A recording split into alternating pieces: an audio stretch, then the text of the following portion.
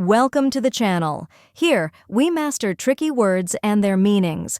Today, we're tackling a word often used in legal or formal contexts, impugn.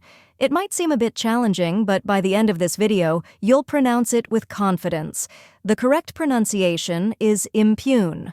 Let's break it down. First, we have im, which sounds like im in Imagine. Then comes pune, which rhymes with tune.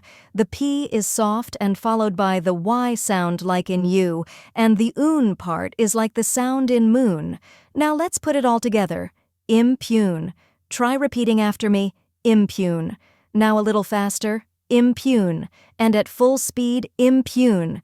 Keep practicing and soon, this word will feel natural to you. Now that you've mastered the pronunciation, let's go over the meaning. Impugn means to challenge or attack the validity or truth of something. For example, a lawyer might impugn a witness's testimony if they believe it's not truthful. And that's it. Now you know how to pronounce impugn and what it means. If you found this helpful, give this video a like and share it with others.